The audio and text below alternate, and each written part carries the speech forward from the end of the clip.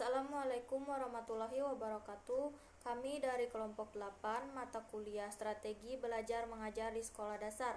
Perkenalkan, nama saya Hairunisa. Perkenalkan, nama saya Noraida. Saya Yuni Maulita Sari. Dan saya Cecep Satria Raja Alam. Kami akan membawakan materi penggunaan media sumber belajar dalam proses belajar mengajar. Materi pertama akan disampaikan oleh saya sendiri, yaitu tentang pengertian media dan media sebagai alat bantu. Pengertian media. Kata media berasal dari bahasa Latin medius yang secara harfiah yang berarti tengah, perantara atau pengantar. Dalam bahasa Arab, media adalah perantara, wasail atau pengantar pesan dari pengirim kepada penerima pesan. Menurut Santoso S. Hamid Jojo, media adalah semua bentuk perantara yang dipakai orang menyebar ide sehingga ide atau gagasan itu sampai kepada penerima. Secara umum, media adalah segala sesuatu yang dapat digunakan untuk menyalurkan pesan dari pengirim ke penerima sehingga dapat merangsang pikiran, perasaan, perhatian, dan minat siswa sedemikian rupa sehingga proses belajar terjadi. Media sebagai alat bantu. Media sebagai alat bantu dalam proses belajar mengajar adalah suatu kenyataan yang tidak dapat dipungkiri. Guru sadar bahwa tanpa bantuan media, maka bahan pelajaran sukar untuk dicerna dan dipahami oleh setiap anak didik, terutama bahan pelajaran yang rumit atau kompleks. Media dibagi dalam beberapa bagian, yaitu media dengan gaya liput luas dan serentak, contoh radio dan televisi. Media dengan gaya liput yang terbatas oleh ruang dan tempat, contoh film, soundsclish, film rangkai yang harus menggunakan tempat yang tertutup dan gelap. Di sekolah-sekolah, khususnya di kota-kota besar, teknologi dalam berbagai bentuk dan jenis sudah dipergunakan untuk mencapai tujuan. Ternyata teknologi tidak hanya sebagai alat bantu, tetapi juga sebagai sumber belajar dalam proses belajar mengajar.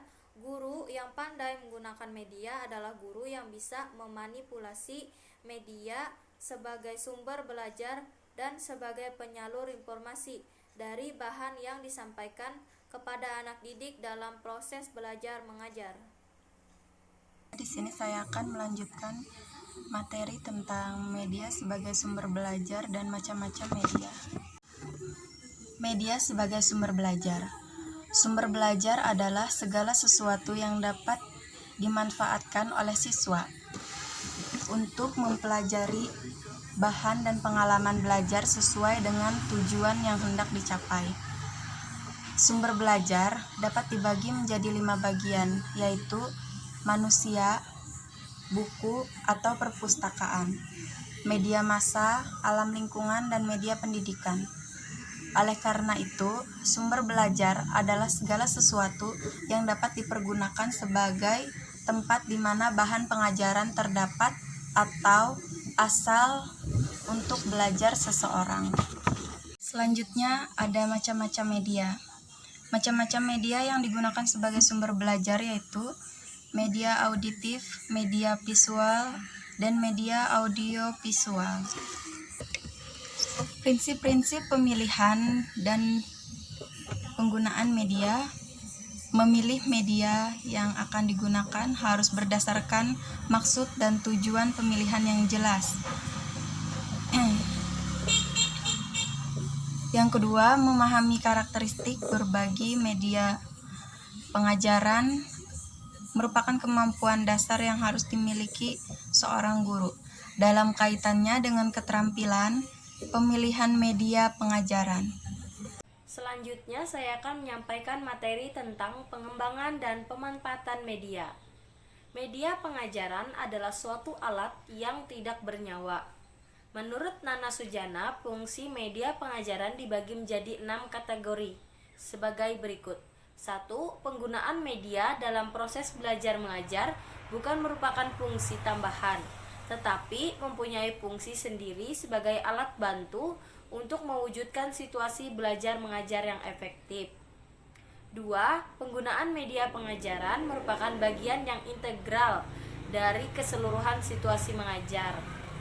3. Media pengajaran dalam pembelajaran. Penggunaannya integral atau tidak terpisahkan dengan tujuan dari isi pelajaran. 4. Penggunaan media dalam pengajaran bukan semata-mata alat hiburan, melainkan proses belajar supaya lebih menarik perhatian siswa. 5. Penggunaan media dalam pengajaran lebih diutamakan untuk mempercepat proses belajar mengajar dan membantu siswa menangkap pengertian yang diberikan oleh guru. 6. Penggunaan media dalam pengajaran diutamakan untuk mempertinggi mutu belajar mengajar.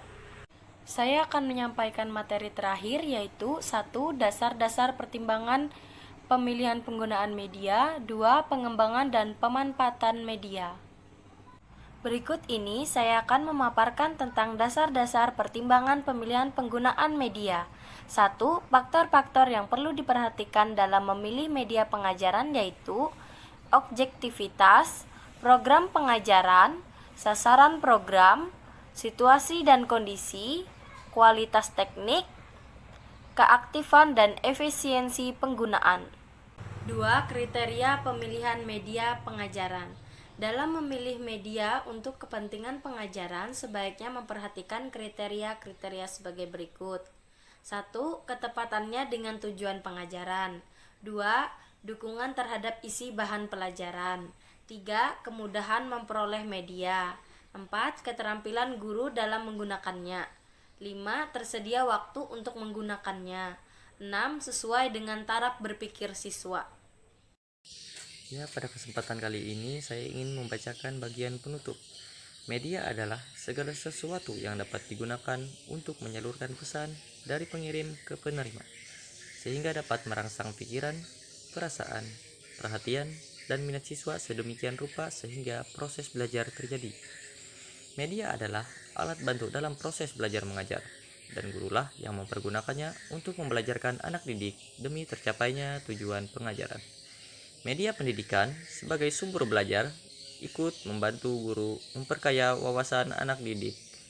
Aneka bentuk dan jenis media pendidikan yang dipergunakan oleh guru menjadi sumber ilmu pengetahuan bagi anak didik. Dilihat dari jenisnya, media dibagi menjadi 3 bagian, yaitu media auditif, media visual, media audiovisual. Dilihat dari bahan pembuatannya, media dibagi dalam 1 bagian, yaitu media sederhana, dan yang terakhir yaitu media kompleks. Ada beberapa prinsip pemilihan media pengajaran yang dibaginya ke dalam 3 kategori sebagai berikut. Yang pertama, tujuan pemilihan. Yang kedua, karakteristik media pengajaran. Yang ketiga, alternatif pilihan media. Ini mempunyai peranan dan fungsi yang sangat penting dalam proses belajar mengajar sebagaimana diungkapkan di atas. Demikianlah makalah yang sederhana ini kami buat dan kami susun sebatas kemampuan kami, dan diharapkan dengan makalah ini dapat membawa wawasan dan khasanah ilmu pengetahuan bagi kita semua. Demikian dan terima kasih.